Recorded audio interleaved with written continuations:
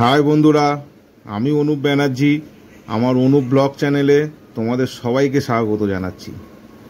আজকে তারাপীঠের তারা মায়ের দর্শনের কিছু ভিডিও নিয়ে তোমাদের সামনে চলে আসলাম। ও আমরা গেছিলাম তারাপীঠে 1 তারিখে। প্রচণ্ড বৃষ্টি বাদলে দুর্যোগ সব কিছুরই সম্মুখীন হতে হয়েছিল। তো যাওয়ার ফলে এই যে দেখতে পাচ্ছ কত ভক্তের কত মানত ছিল। এখানে একজন ভক্ত আবার হোমযজ্ঞ করছিলেন, তারই হোমের অবশেষ ভস্য নিয়ে তিলক ধারণ করার জন্য ঠাকুরমশাই তৈরি করছেন হোমের ভস্য দিয়ে। এরপরে চলে আসলাম মন্দির লাইনে সেমন একটা ভিড় কিছু ছিল না, লাইন বেশ অল্পই ছিল, মোটামুটি 1 ঘন্টার মধ্যে আমাদের হয়ে গেছে। প্রচুর ভক্তের সমাগম তারা মা। এই সামনেই মন্দির, তারা মায়ের মন্দির গর্ভ। ভেতরে যেহেতু ক্যামেরা নিয়ে ঢুকতে নেই, যার ফলে আমার এই সামনেই ক্যামেরাটা বন্ধ হয়ে গেছিলো, তো এটা নিয়ে যেতে পারিনি। আমি, আমার মেয়ে, আমার মিসেস সবাই ছিলাম।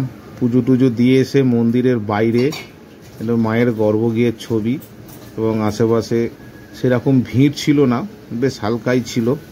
ভক্তরা সব পুজো দিয়ে বেরোচ্ছে মায়ের নামে। মায়ের কাছে পুজো দেওয়া কমপ্লিট। এবার সামনে এসে এই যে আমার 2 মেয়ে ঘোরাঘুরি করছে। এটা বড় মেয়ে, আর ছোট মেয়ের একটু রাগ হয়েছিল। ওকে ওখানকার ঠাকুরমশাইরা কোলে তুলে নিয়ে গিয়ে তারা মায়ের কোলে বসিয়ে দিয়েছে, তো এই জন্য ওর এটা খুব রাগ হয়েছিল। তো যার ফলে একটু রাগ ভাব ছিল, বসে পড়েছে ছবি তুলবে না বলে। তারপরে বড় মেয়ে মোটামুটি মানিয়ে একটা ছবি নেওয়া হলো। ওখান থেকে ভালো করে দাঁড়িয়ে ছবি টবি তুললো।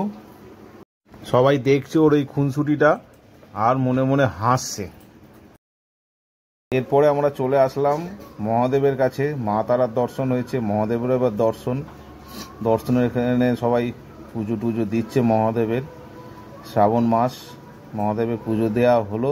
2 মেয়েও ভক্তি ভরে মহাদেবের পুজো দিয়ে তিলক ধারণ করে টোরে এরপরে আমরা চলে আসলাম শ্রী বিষ্ণুর মন্দিরে।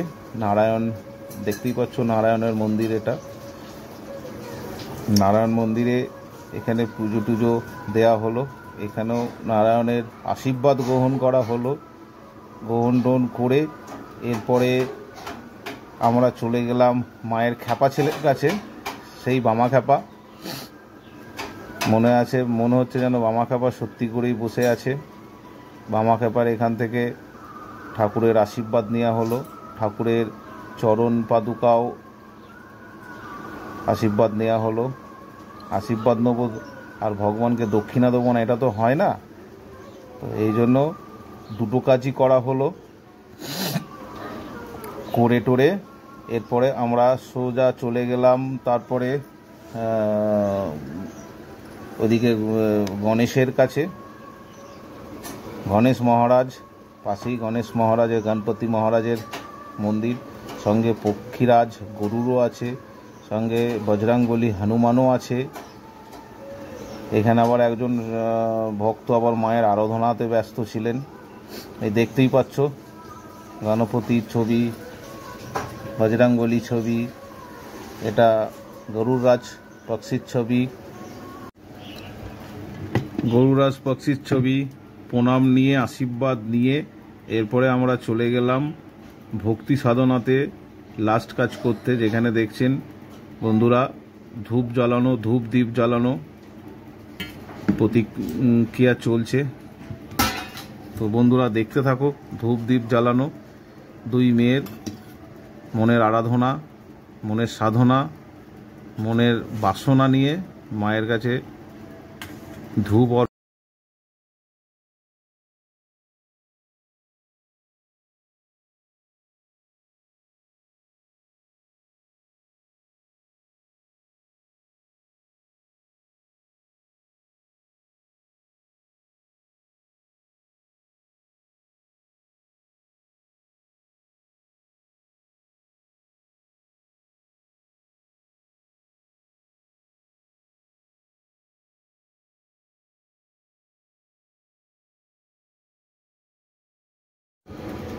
এরপরে আমরা চলে আসলাম গোশালা দর্শন।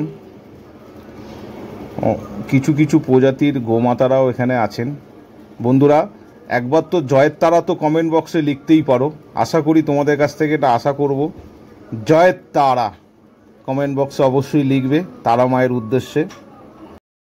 দীর্ঘ সময়ে এই কাজ করার জন্য পেটের মধ্যে আগুন জ্বলছিল, ছুঁচোয় যেন ডন মারছিল। চলে আসলাম নীলতারা রেস্টুরেন্টে ঢুকেই দেখি ল্যাংচার লাইন, 10 টাকা সাইজের ল্যাংচা।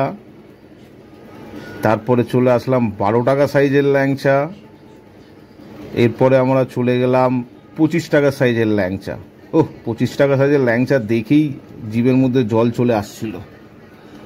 তো যাই হোক, ভেতরে ঢুকে খাবার দাবার অর্ডার করলাম, সঙ্গে 25 টাকা সাইজের ল্যাংচা।